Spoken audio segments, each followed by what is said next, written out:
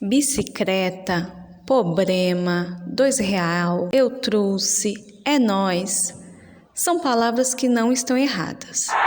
Isto se chama variação linguística, que é um fenômeno natural porque as línguas elas são dinâmicas, vivas e depende muito da região, idade, classe social, escolaridade do falante.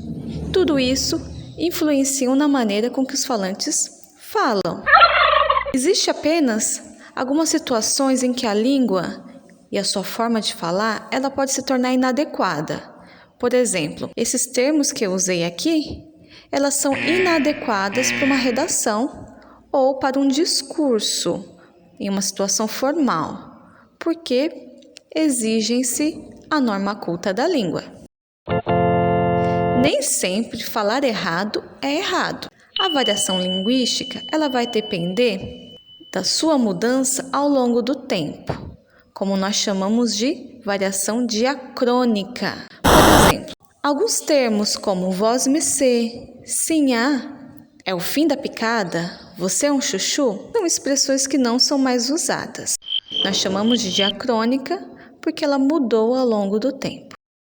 Temos também a variação diatópica, ou podemos chamar como variação regional, porque ela ocorre em função do lugar de origem do falante.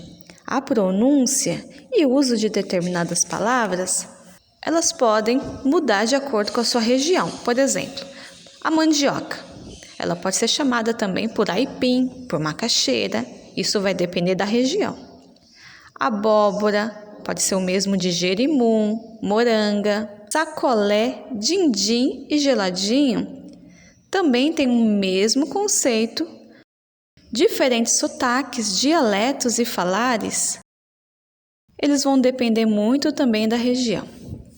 Também temos a variação diastrática.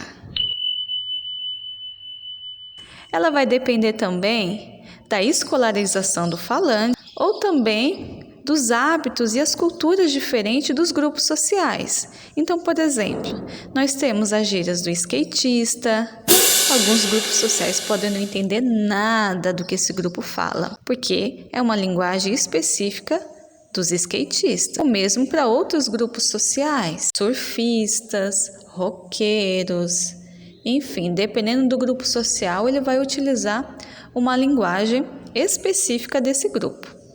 Então, nós chamamos de diastrática. Temos também a variação diamésica ou situacional.